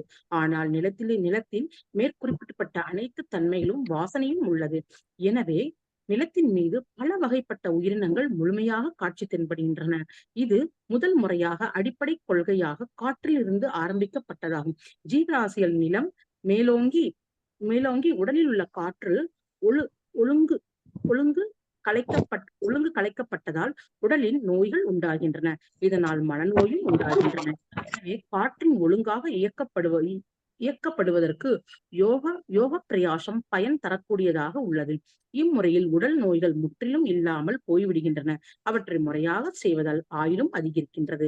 இத்தகைய பயிற்சியால் இறப்பை கட்டுப்படுத்தும் ஆற்றலையும் ஒருவன் பெறலாம். ஒரு பக்குவமான யோகியால் மரணத்தை கட்டுப்படுத்தவும் முடியும். அத்துடன் ஒரு பொருத்தமான கிரகத்திற்கு தன்னை மாற்றிக்கொள்ளவும் தகுதி ஆகும் பொழுது சரியான அந்த நேரத்தில் அவனை உடலை விட்டு செல்லும் முடியும்.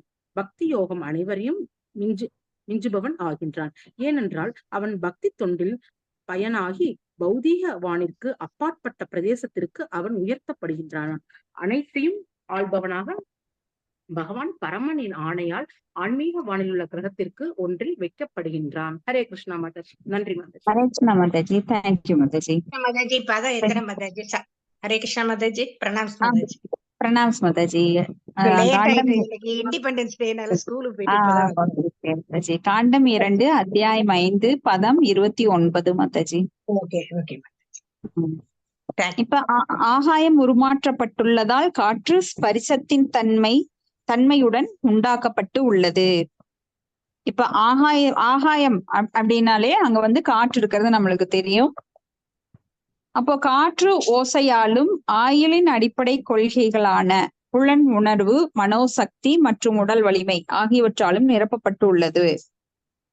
காற்று ஓசையாலும் ஆயுளின் அடிப்படை கொள்கைகளான புலனுணர்வு, மனோசக்தி மற்றும் உடல் வலிமை இதால நிரப்பப்பட்டிருக்கு. அப்ப காற்று உருமாற்றப்படும் பொழுது நெருப்பு உண்டாக்கப்படுது. இங்க எதிலிருந்து எது வருது அப்படிங்கறத இங்க நல்லா நோட் பண்ணிக்கோங்க.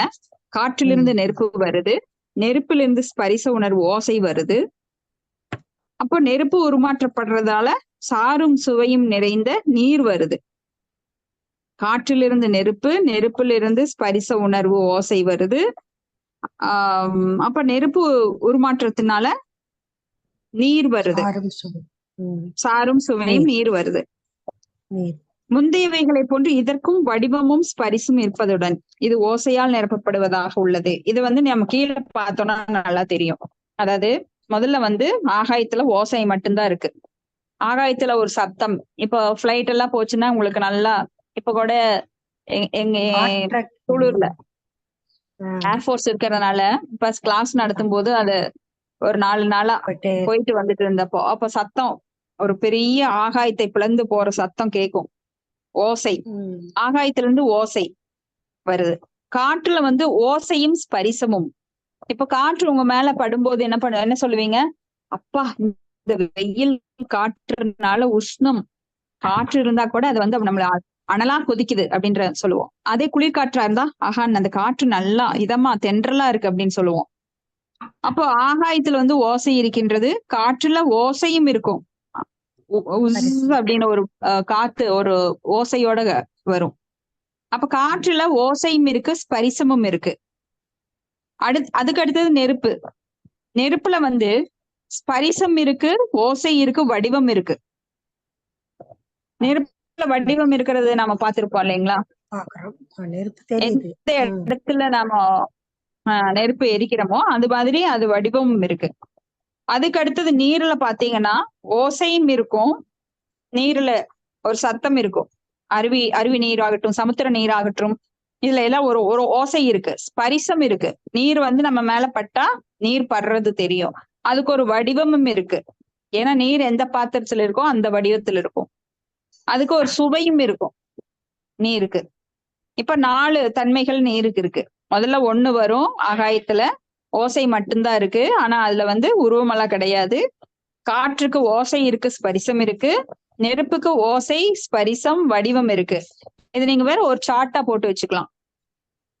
அப்ப நீர்ல பாத்தீங்கன்னா ஓசை, ஸ்பரிசம், வடிவம், சுவை 4 இருக்கு.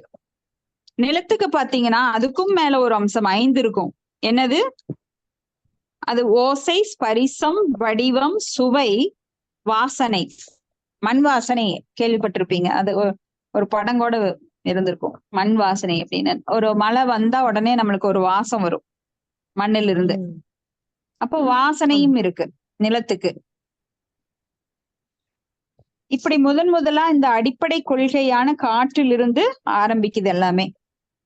அப்ப ஜீவராசிகளின் நிலம் மேலோங்கிய உடலில் உள்ள காற்றின் ஒழுங்கு கலைக்கப்படுவதால் உடல் நோய் உண்டாகுது. இப்ப ஜீவராசிகளுக்கு 10 விதமான காற்றினால் ஆட்கொள்ளப்படுகின்றது. பிராண, சமான, அபான, வியான, உதான அப்படின்னு 5 முக்கிய வாயுக்கள் இந்த ஆத்மாவை சுற்றி சூழ்ந்திருக்கிறது. இந்த ஒழுங்கு கலைக்கப்படும் போது, அதாவது ஒரு காற்று வந்து ஒரே அளவுல இருக்கணும், இல்ல அந்த ஒண்ணுக்கொண்ணு அது மாறுபட்டது அப்படின்னாலே அந்த உடல் வந்து கலைக்கப்படுது. இப்போ வாதம், பித்தம், கபம் அப்படின்னு சொல்லி நீங்க இயற்கை வைத்தியம் போய் பார்க்க போனீங்கன்னா அவங்க அந்த நாடி வச்சே சொல்லுவாங்க, உங்களுக்கு வாதம் அதிகமா இருக்கு, கபம் ஜாஸ்தியா இருக்கு, பித்தம் கம்மியா இருக்கு. அப்போ ஒண்ணுக்கொண்ணு இப்படி ஒழுங்கு கலைக்கிறதுனால உடல்ல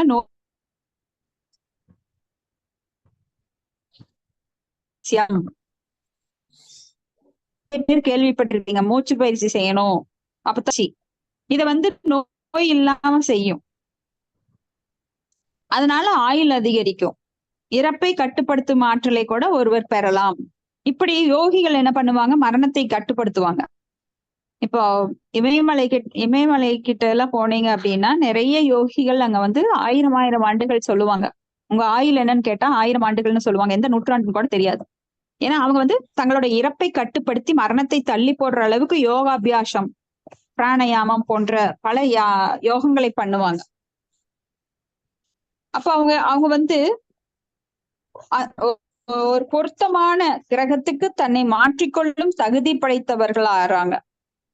ஏன்னா ஒரு கிரகத்துல இருந்து இன்னொரு கிரகத்துக்கு போகணும்னா இந்த உடலால போக முடியாது. அப்ப அந்த உடலை கூட அந்த மாதிரி அவங்க பக்குவப்படுத்துறாங்க. இப்ப ஒரு கிரகத்துல இருந்து இன்னொரு கிரகத்துக்கு போகணும்னா சந்திராயன் ஏவுறாங்க இல்லைங்களா? அப்போ அவங்க உடலைய மாத்திருவாங்க, உணவு பழக்க வழக்கங்களை மாத்திருவாங்க, ஆக்சிஜன் சிலிண்டர் வச்சுக்குவாங்க. ஏன்னா அங்கெல்லாம் போன மிதக்கணும், ஆக்சிஜன் கிடையாது.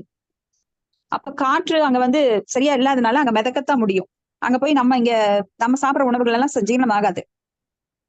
இப்படி அவன் வந்து பக்தி தொண்டின் பயனாக பௌதிகவானிற்கு அப்பாற்பட்ட பிரதேசத்திற்கு அவன் உயர்த்தப்பட்டு அனைத்தையும் ஆள்பவரான பகவானின் பரம ஆணையினால் ஆன்மீக வானில் உள்ள கிரகங்கள் ஒன்றில் வைக்கப்படுகின்றான்.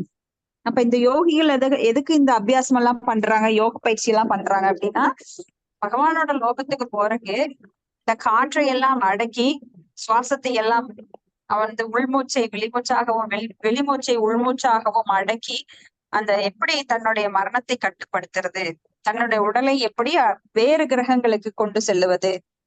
அப்ப அந்த யோகிகள் என்ன பண்ணுவாங்கன்னா கங்கை நீரின் வழியாக அவங்க வந்து மேல இருந்து கீழே வருவாங்க, கீழே இருந்து மேல போவாங்க. ஏன்னா கங்கை நீர் வந்து எல்லா உலகங்களிலும் பாய்கின்றது, பாதாள லோகம் வரைக்கும்.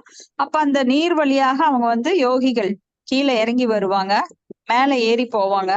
பல லோகங்களுக்கும் அப்படி போக முடியும். அப்ப ஆன்மீக லோகத்துக்கும் கூட அவங்க கிரம முறைப்படி, கிரம முறை அப்படின்னா வரிசை முறைப்படி ஒவ்வொரு லோகத்திற்கும் போக முடியும். அது கிரம முத்தி அப்படின்னு சொல்லுவாங்க. அடுத்தது பதம் 30. வைகாரிகான் மனோ ஜக்ஞே தேவா வைகாரிகா தச திக்வாதார்க பிரச்சதோஸ் அஸ்வி பக்னீந்திரோ ஏந்திர மித்ரகாக. மாதாஜி படிக்க மாதாஜி. படிங்க மாதாஜி. ஹரே கிருஷ்ணா மாதாஜி. மொழிபெயர்ப்பு தெய்வத்ராஷ்டிரா பக்தி வேதாந்த சுவாமி சில பிரபாதைக்கு ஜெய். சத்துவ குணத்திலிருந்து மனம் உற்பத்தி செய்யப்பட்டு தோற்றமளிக்கின்றது. அவ்வாறே உடல் அசைவுகளை கட்டுப்படுத்துபவர்களான 10 தேவர்களும் தோன்றுகின்றனர். அத்தகைய தேவர்கள் திக்குகளை ஆள்பவர், காற்றை ஆள்பவர், சூரிய தேவன், தச பிரஜாபதியின் தந்தை, அஸ்வினி குமாரர்கள், அக்னி தேவன், சொர்க்கராஜன், சொர்க்கத்தின் வழிபாட்டுக்குரிய மூர்த்தி, ஆதித்யர்களின் தலைவர் மற்றும் பிரஜாபதி பிரம்மா ஆகியோர் ஆவார். இவர்கள் அனைவரும் தோற்றமளிக்கின்றனர். பொருளுரை. வைகாரிகா என்பது படைப்பின் நடுநிலையாகும். தேஜஸ் என்பது படைப்பின் ஆரம்பமாகும். மேலும் தமஸ் என்பது அறியாமையினும் வசிய சக்தி கீழ்ப்படிந்துள்ள ஜடப்படைப்பின் முழுமையான காட்சியாகும். தொழிற்சாலைகளிலும் இயந்திர கூடங்களிலும் உருவாக்கப்படும் வாழ்வுக்குரிய தேவைகள் கலியுகத்தில் முக்கியமாக கருதப்படுகின்றன. இது அறியாமை குணத்தின் உச்சகட்டமாகும். மனித சமூகத்தின் இத்தகைய வியாபார உற்பத்தி நிலையங்கள் அறியாமை குணத்தில் உள்ளன. ஏனெனில் உற்பத்தி செய்யப்படும் வியாபார பொருட்கள் உண்மையில் தேவையற்றவை ஆகும். மனித சமூகத்துக்கு முக்கியமாக உணவும் பாதுகாப்புடமும் தற்காப்பும் புலன்களின் திருப்திக்குரிய பொருட்களும் தேவைப்படுகின்றன. அடுத்த பதத்தில் விளக்கப்பட இருப்பதை போன்று புலன்கள் உயிரின் அறிகுறிகள் ஆகும். மனித நாகரிகம் புலன்களை தூய்மைப்படுத்துவதற்கென உள்ளது. புலன் திருப்திக்கான அடிப்படை தேவை வழங்கப்பட வேண்டும். ஆனால் சீர்கேடு செய்யும் செயற்கையான உணர்ச்சிகளின் தேவைக்கு அது அவசியம் இல்லை. உணவு, பாதுகாப்பிடம், தற்காப்பு மற்றும் புலனின்பம் ஆகியவை ஜட வாழ்வின் தேவைகளாகும். ஆனால் தூய கலங்கப்படாத வாழ்வு நிலையில் இத்தகைய தேவைகள் அவசியமில்லை. எனவே தேவைகள் செயற்கையானவை ஆகும். செயற்கையான முறையில் தேவைகளை அதிகரிப்பதும் மனித சமூகத்தின் பொருளாதார முன்னேற்றத்தை குறிப்பதுமான இது ஒரு வகையான அறிவற்ற செயலாகும். இத்தகைய ஈடுபாடுகளால் மனித சக்தி வீணாகிறது. ஏனெனில் மனித சக்தியானது பரமபுருஷரின் புலன்களை திருப்திப்படுத்துவதற்காக புலன்களை தூய்மைப்படுத்துவதற்கென உள்ளதாகும். பரமபுருஷர் ஆன்மீக புலன்களை கொண்ட பரமனாக இருப்பதால் அவர் ரிஷிகேஷன் அல்லது புலன்களின் எஜமானராக இருக்கிறார். ரிஷிக என்றால் புலன்கள் என்றும், ஈஷ என்றால் எஜமானர் என்று பொருள்படும். பகவான் புலன்களுக்கு அடிமையானவர் அல்ல. அதாவது புலன்களின் தூண்டுதலுக்கு ஏற்ப அவர் நடத்தப்படுபவர் அல்ல. ஆனால் பந்தப்பட்ட ஆத்மாக்கள் புலன்களின் ஆணைக்கு கட்டுப்பட்டு நடக்கின்றன. இதனால் ஜட நாகரிகம் என்பது ஒரு வகையான புலனின்ப ஈடுபாடு மட்டுமே ஆகும். மனித நாகரிகம் புலனின்பம் எனும் நோயை தீர்ப்பதற்கென உபயோகிக்கப்பட வேண்டும். பகவானின் தெய்வீக புலன்களை திருப்திப்படுவதற்கு உரிய கருவியாக மாறுவதாலேயே இதை ஒருவனால் சுலபமாக செய்துவிட முடியும். புலன்களை அவற்றின் ஈடுபாடுகளில் நிறுத்திவிடவே கூடாது. ஆனால் புலன்களுக்கெல்லாம் அதிபதியாக உள்ளவரின் தூய புலனின்ப தொண்டி தன் புலன்களை ஈடுபடுத்துவதன் மூலமாக ஒருவன் அவற்றை தூய்மைப்படுத்த வேண்டும். இதுவே பகவத்கீதை முழுவதும் உள்ள உபதேசமாகும். அர்ஜுனன் தனது உறவினருடனும் நண்பருடனும் சண்டை செய்ய வேண்டாம் என்ற தனது முடிவின் மூலமாக சொந்த புலன்களை திருப்திப்படுத்த முதலில் விரும்பினான். ஆனால் புலனின்பத்தை நோக்கமாக கொண்ட அர்ஜுனனின் முடிவை மாற்றுவதற்காகவே பகவான் ஸ்ரீ கிருஷ்ணர் பகவத்கீதையை அவனுக்கு உபதேசித்தார். ஆகவே பகவானின் புலன்களை திருப்திப்படுத்த ஒப்புக்கொண்டு பகவானின் விருப்பப்படி குருஷேத்திர போர்க்களத்தில் அவன் போர் புரிந்தான்.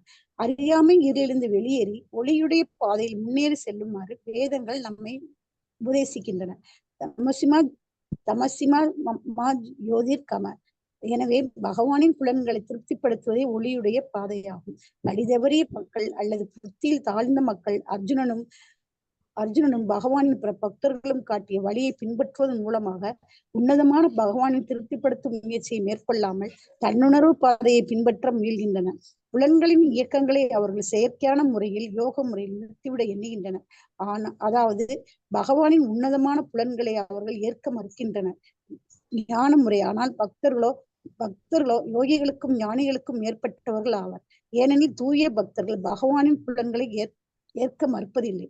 பகவானின் புலன்களை திருப்திப்படுத்த அவர்கள் முயல்கின்றனர். அறியாமை இருளால் யோகிகளும் ஞானிகளும் பகவானின் புலன்களை ஏற்க மறுத்து நோயுற்ற புலன்களின் இயக்கங்களை இயற்கைக்கு விரோதமான முறையில் கட்டுப்படுத்த முயல்கின்றனர்.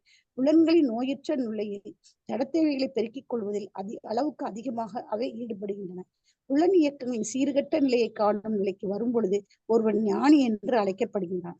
புலன்களின் இயக்கங்களை யோகாபியாசத்தால் நிறுத்திவிட முயல்பவன் யோகி என்று அழைக்கப்படுகின்றான். ஆனால் பகவானின் தெய்வீகமான புலன்களை முற்றிலும் அறிந்து அவற்றை திருப்திப்படுத்த ஒருவன் முயலும் பொழுது அவன் பகவத் பக்தன் என்று அழைக்கப்படுகின்றான். பகவத் பக்தர்கள் பகவானின் புலன்களை ஏற்க மறுப்பதில்லை. தங்களுடைய புலன்களை அவர்கள் இயற்கைக்கு விரோதமாக நிறுத்துவதில்லை.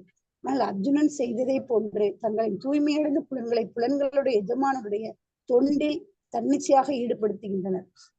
இதனால் எல்லா பூரணத்துவங்களுக்கும் முடிவான இலக்காகிய பகவானை திருப்திப்படுத்துவது என்ற பூரணத்துவத்தை சுலபமாக அடைகின்றனர். ஹரே கிருஷ்ண மாதாஜி. தேங்க்யூ மாதாஜி. ஹரே கிருஷ்ண மாதாஜி. தேங்க்யூ மாதாஜி.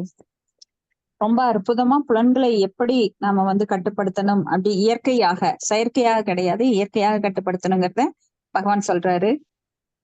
அப்ப இங்க சத்துவகுணத்தில் மனம் உற்பத்தி செய்யப்பட்டு அது தோற்றம் அளிக்கிறது. அவ்வாறு உடல் அசைவுகளை கட்டுப்படுத்துபவரான 10 தேவர்கள் தோன்றுகிறார்கள். முதல்ல படைப்பின் ஆரம்பத்துல ஆகாயம் உருவாக்கப்பட்டது. ஆகாயத்திலிருந்து ஓசை, அப்படி ஓசையிலிருந்து காற்றிலிருந்து நெருப்பு, இப்படி ஒவ்வொன்னா உருவாகுது. அப்ப இங்க 10 திக்கு தேவர்கள், 10 திக்கையும் ஆளும் தேவர்கள் அங்க வர்றாங்க. தச பிரஜாபதியின் தந்தை சூரிய தேவன், காற்றை ஆள்பவர், அஸ்வினி குமாரர்கள், அக்னி தேவன், ஸ்வர்கராஜன், சொர்க்கத்தின் வழிபாட்டுக்குரிய மூர்த்தி, ஆதித்யர்களின் தலைவர் பிரஜாபதி, பிரம்மா, இவங்க எல்லாம் வர்றாங்க. அப்போ படைப்பின் போது பகவான் எப்படி ஒவ்வொன்னா உருவாக்குறார், 24 மூலக்கூறுகளை உருவாக்குறார். எதுல இருந்து எது, அப்போ ஒவ்வொரு மூலக்கூறுகளும் ஒன்றுடன் ஒன்று சேரும்போது பல மூலப்பொருட்கள் தோன்றுகின்றன. இப்படி ஒவ்வொன்னா விரிவாங்கமாகும் போது மறுபடி பிரஜாபதி மூலமா பல தலைவர்களை உருவாக்குறாரு. இப்படி பகவானுடைய படைப்பு சொல்லப்படுது. இப்ப வைகாரி அப்படிங்கிற நடுநிலை படைப்பு, தேஜஸ் அப்படின்னு ஆரம்பமாகுது. தமஸ் அப்படிங்கிற அறியாமை, அது ஜடப்படைப்பின் முழுமையான காட்சியா இருக்கு. அப்ப அந்த ஜடப்படைப்போட தமஸ் அப்படிங்கிறது எப்படி வெளிப்படுது அப்படின்னா, தொழிற்சாலைகள், இயந்திர கட்டடங்கள், இதையெல்லாம் உருவாக்குறாங்க. இதெல்லாம் அறியாமையினால. ஏன்னா முக்கியமா நம்மளுக்கு வேண்டியது என்ன? உணவு, உடை, இருப்பிடம். அதுதான் ரொம்ப முக்கியமானது. அதை தவிர இந்த பௌதிக பொருட்களை கண்டுபிடிக்கிறதும் அதை அனுபவிக்க முற்படுறதும் அறியாமையினால ஏற்படுறது, தமோ குணத்தினால. அப்ப மனித நாகரிகம் எதுக்காக உருவாக்கப்பட்டது அப்படின்னா, இந்த புலன்களை தூய்மைப்படுத்துவதற்காக. அதுதான் அடிப்படை தேவை. புலன்களை திருப்திப்படுத்துறதுங்கிறது தான் உண்மை. புலன் திருப்திக்கான அடிப்படை தேவை வழங்கப்பட வேண்டும். ஆனால் சீர்கடை செய்யும் செயற்கையான உணர்வுகளின் தேவை அவசியமே கிடையாது. ஏன்னா உணவு, பாதுகாப்பு அதுதான் ரொம்ப அவசியம். அப்ப மற்ற தேவைகள் செயற்கையானது. இந்த செயற்கையான தேவைகளை அதிகரித்து கொண்டே இருக்கிற இந்த மனித சமூகம், இது ஒரு அறிவற்ற செயல். இதனால மனித சக்தி வீணடிக்கப்படுகின்றது. ஏன்னா மனித சக்தி எதுக்காக கொடுக்கப்பட்டிருக்கு அப்படின்னா, பகவானின் புலன்களை திருப்தி செய்யறதுக்கு தான் கொடுக்கப்பட்டிருக்கு. ஏன்னா அவர் தான் ரிஷிகேஷர். ரிஷிகேன சேவனம் பக்தி ருச்சியதே. அப்ப பகவானோட புலன்களுக்கு நாம சேவை செய்யும் போதுதான் நம்மளுடைய புலன்கள், பௌதிக புலன்கள் தூய்மை அடையும். இப்ப கண்கள் பகவானை பார்க்கும்போது தூய்மை அடையும், கைகள் பகவானுக்கு சேவை செய்யும் போது தூய்மை அடையும், கால்கள் பகவானின் கோயிலை நோக்கி நடக்கும்போது தூய்மை அடையும், மனம் பகவானை பற்றி நினைக்கும் போது தூய்மை அடையும். மனதை கட்டுப்படுத்த ஒரே வழி பகவானை பற்றி நினைப்பது மட்டும்தான். ஆனா இந்த ஞானிகள், யோகிகள், இவங்க எல்லாம் என்ன பண்றாங்கன்னா, புலன்களை கட்டுப்படுத்துறதுக்கு செயற்கையா தங்களை கட்டாயப்படுத்தி அந்த புலன்களை கொண்டு கைகளை கட்டி வச்சுக்கிறாங்க. அதுல முத்திரை வச்சு ஒரே இடத்துல உட்காந்து, கால்கள் எங்கேயும் போகாம உட்காந்துக்கிறாங்க. ஆடைகளை தவிர்த்துறாங்க. அப்ப வாயை பேசாம வச்சிருக்காங்க. காதுகளை எங்கேயும் கேட்காத மாதிரி காட்டுக்குள்ள போய் உட்காந்துக்கிறாங்க, எந்த ஒளியும் கேட்காத மாதிரி. கண்கள் எதையும் பார்க்காத மாதிரி, இல்ல தூங்காத மாதிரி மூடியும் மூடாமலும் வச்சுக்கிறாங்க. அப்ப மனசுல இப்ப வெளிப்புறமா எல்லாத்தையும் பண்ணியாச்சு. ஆனா மனசை அடக்கறதுக்கு என்ன பண்றாங்க? ஒண்ணும் பண்ணல. மனசை அடக்க ரொம்ப கடினமா கஷ்டப்படுறாங்க. அப்ப அந்த மனதை அடக்குவது ரொம்ப கடினம்னு அர்ஜுனன் கூட கிருஷ்ணர்கிட்ட சொல்றாரு. நான் காற்றை கூட அடக்கி விடுவேன் அப்படின்னு சொல்லி, மனதை அடக்கிறது ரொம்ப கஷ்டமா இருக்கு அப்படின்னு. அப்ப மனதை அடக்கிறது ரொம்ப ரொம்ப கஷ்டம். மனதை அடக்கிறதுங்கிறது பல யோகிகளுக்கும் 1000 ஆண்டுகள் தவம் செய்யும் யோகிகளுக்கும், விஸ்வாமித்திரர் பாத்தீங்கன்னா பல ஆண்டுகள் தவம் செய்தாரு. ஆனா இந்திரன் அனுப்புற பெண்கள்னால அவர் மனசு அவரு களைஞ்சு மறுபடியும் கிரகஸ்த வாழ்க்கைக்கு போறாரு. அங்க மறுபடியும் அந்த சொர்க்கலோக பெண்களை கல்யாணம் பண்ணிக்கிறாரு. கல்யாணம் பண்ணி மறுபடியும் அவர் அவ விட்டுட்டு போயிடுறா. மறுபடியும் அவர் தவத்துல ஆழ்ந்து போறாரு. இப்படி பல வருடங்கள் அவர் தவ வாழ்க்கை வீணடிச்சிருக்காரு. பெரிய யோகிகளுக்கும் ஞானிகளுக்கும் கூட அந்த மனசை கட்டுப்படுத்துறது ரொம்ப கஷ்டம். அப்ப எப்படி மனதை கட்டுப்படுத்துவது? இப்ப பக்தர்கள் என்ன பண்றாங்கன்னா, யோகிகள் ஞானிகளை விட ரொம்ப மேலானவங்களா இருக்காங்க. ஏன்னா அவங்க பக்தி பகவானுக்கு பக்தி தொண்டு ஆற்றும் போது வேற எதுவுமே நீங்க செய்ய வேண்டாம். கண்களே நீ வேற எதுவும் பார்க்காத அப்படின்னு சொல்ல முடியாது. ஏன்னா அவங்க எப்பொழுதுமே ஈடுபட்டு இருக்கிறது பகவானோட திருவுருவத்தை பார்ப்பதற்கு. இப்ப நம்ம பாகவதம் படிக்கும் போது அதுல முழுசா ஈடுபட்டு இருக்கோம். ஏன்னா பகவான் ஆல் அட்ராக்டிவ், ஆகர்ஷணேதி கிருஷ்ணா. பகவானை பற்றி பேசும்போது நம்மளுக்கு அந்த வாய் வேற எதுவும் பேச தோணாது. பக்தியில ஈடுபட்டவங்களுக்கு பாத்தீங்கன்னா எல்லாத்தையும் வரிசையா தியாகம் பண்ணிட்டே வருவாங்க. அவங்களுக்கு டிவி பார்க்க இன்ட்ரெஸ்ட் இருக்காது, வெட்டி பேச்சு பேச இன்ட்ரெஸ்ட் இருக்காது. அவங்க வேற கதை புத்தகங்கள், ஆனந்த விகடனோ இல்ல ஒரு வார இதழோ மாத இதழோ இல்ல ஒரு கல்கி, குமுதம், குங்குமம், இந்த ஆகாவளி புத்தகங்கள் எல்லாம் படிக்கிறதுக்கு அவங்களுக்கு ஒரு ஆர்வம் இருக்காது. ஏன்னா அவங்க உயர்ந்த ருசி, உயர்ந்த ஒரு சுவையை அடைந்தவர்கள் கீழான சுவையை அவங்க என்னைக்குமே விரும்புறது கிடையாது. அந்த உயர்ந்த 5 ஸ்டார் ஹோட்டல்ல சாப்பிட்டவன் ஒருத்த போய் ரோட்டு கடையில போய் சாப்பிட மாட்டான். டிச்சு பக்கத்துல இருக்கிற ஒரு சின்ன ஹோட்டல்ல போய் சாப்பிட மாட்டான். ரொம்ப ஹைஜீனிக்கா இருந்தவன் ரொம்ப ஒரு அசிங்கமான ஒரு இடத்துல போய் சாப்பிட மாட்டான். ஏன்னா அது காக்கைகள் அமரும் இடம். அன்னப்பறவைகள் எங்க இருக்கும்? மானசரோவர் போன்ற புனிதமான ஏரிகள்ல தான் இருக்கும். காக்கைகள் எங்க இருக்குன்னா குப்பையில போய் அது பொறுக்கிட்டு இருக்கும்.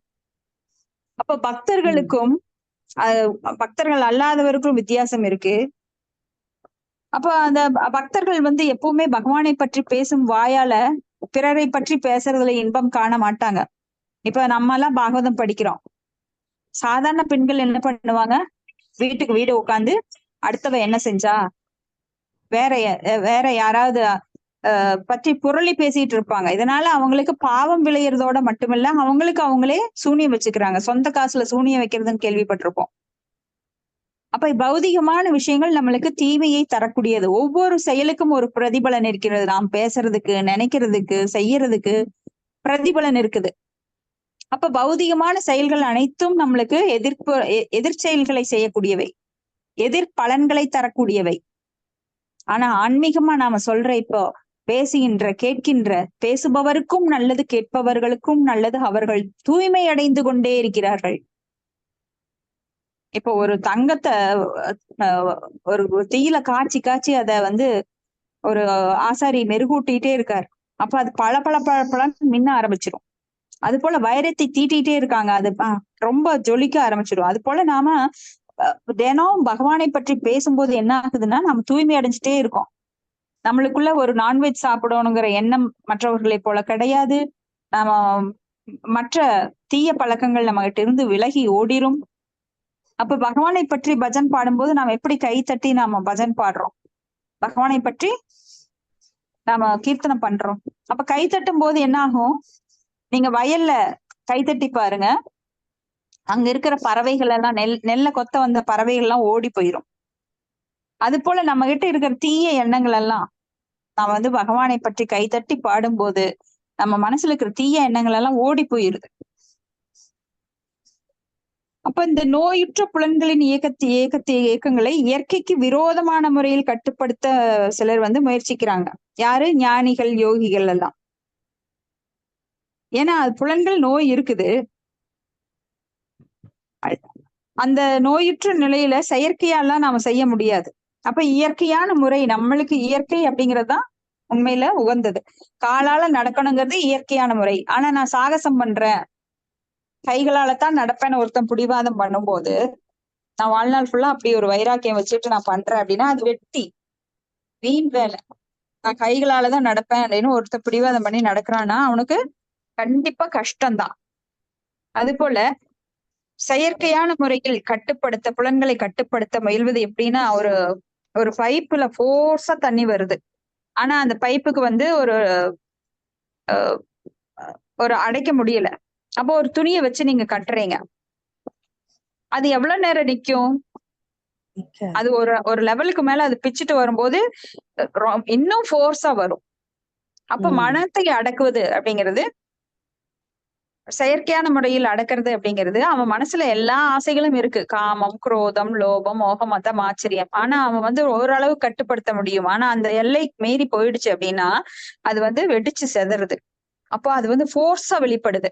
ஒருத்தன் காட்டுக்குள்ள போய் உக்காந்துட்டு தனது மனைவி எப்படி இருக்காளோ, ஐயோ மகன் எப்படி இருக்கானோ, நான் இன்பமான வாழ்க்கையை விட்டுட்டு வந்துட்டேனே, எவ்வளவு ஜாலியா இருந்த. ஆனா வெளி வேஷம் வந்து போலி வேஷம்.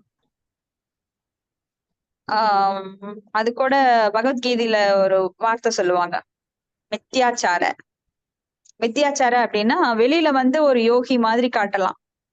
அவன் வந்து சாஃப்ரான் அணிச்சிருப்பான், காவி வேஷ்டி அணிச்சிருப்பான், இல்ல பட்டையோ நாமமோ போட்டிருப்பான், ஒரே ஒரு ஒற்றை ஆடை மட்டும் உடுத்திட்டு மான் தோலோ புலித்தோலோ வச்சுக்கிட்டு அவன் வந்து கையில ஒரு முத்திரை வச்சுக்கிட்டு ஆசனம் போட்டுக்கிட்டு எப்படி வேணா இருக்கலாம்.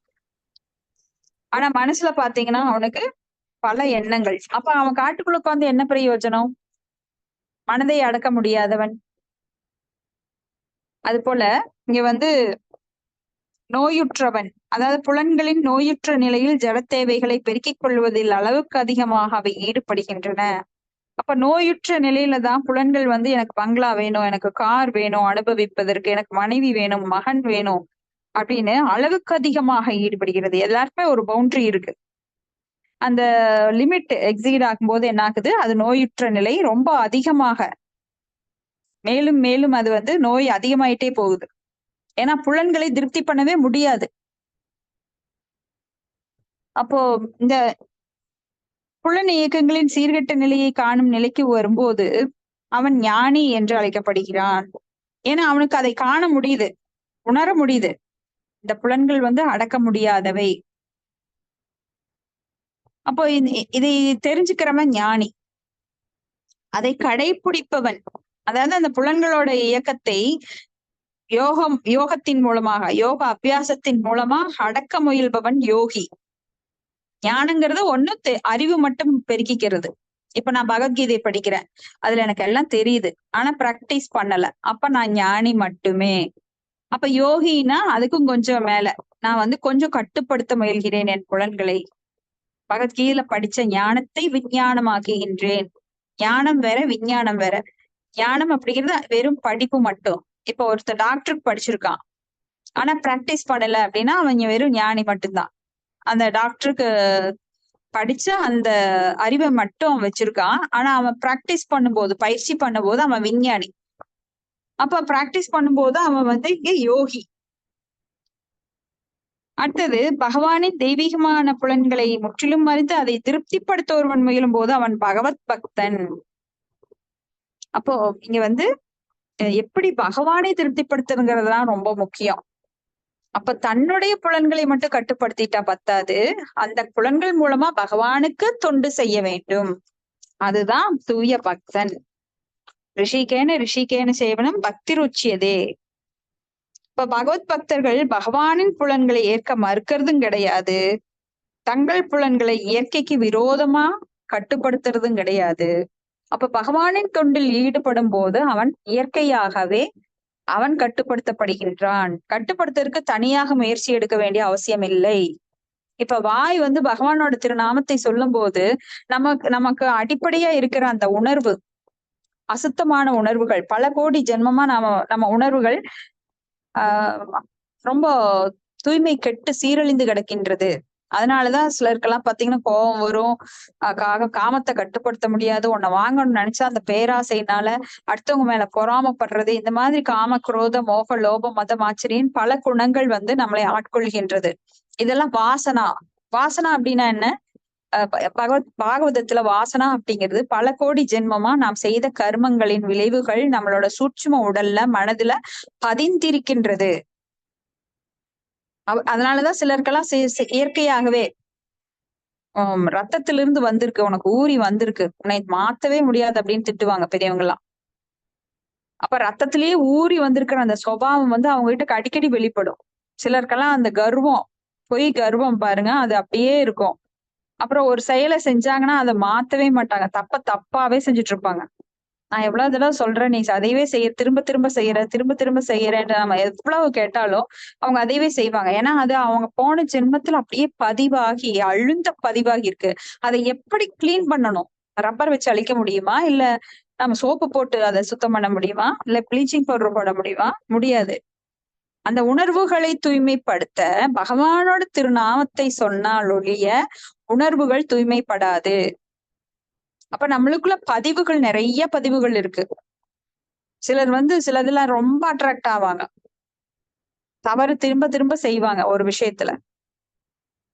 ரஜோ குணத்திலையும் தமோ குணத்திலையும் ஊறி இருக்கிறவங்க எல்லாருமே அந்த தவறுகளை நிறைய செஞ்சிருக்காங்க. அந்த உணர்வுகளை வந்து தூய்மைப்படுத்தணும். கண்டிப்பா சத்துவ குணத்துக்காவது உயர்த்தணும்.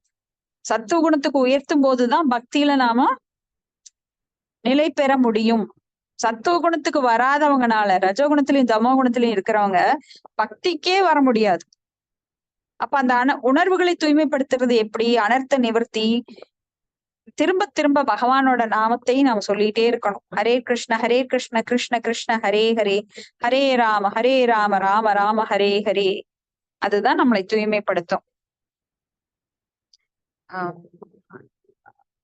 அப்போ நாம வந்து உணர்வுகளை தூய்மைப்படுத்த இந்த மந்திரத்தை தொடர்ந்து சொல்லி தூய்மையான பக்தி செய்ய வேண்டும். நம்ம உணர்வுகளை தூய்மைப்படுத்தும் போதுதான் நம்மளுடைய புலன்கள் கட்டுப்படும். அப்ப மனது தூய்மைப்படுத்தப்படும் போது அதில் வரும் எண்ணங்கள் சிறந்ததாக இருக்கும். மனம் தூய்மையானால் புலன்கள் வந்து அந்த செயலை, மனம் செய்ய சொல்லும் செயலைத்தான் செய்யும். அப்ப மனம் வந்து பக்தியில் ஈடுபடும் போது பகவானுக்கு தொண்டு செய்ய அது சாதகமா இருக்கும். இல்லைன்னா நம்ம புலன்களுக்கு நாமளே தொண்டு செய்ய வேண்டி வரும். அது வந்து மாயைக்கு செய்யும் தொண்டு. ஒண்ணு பகவானுக்கு செய்யணும், இல்ல மாயைக்கு செய்யணும்.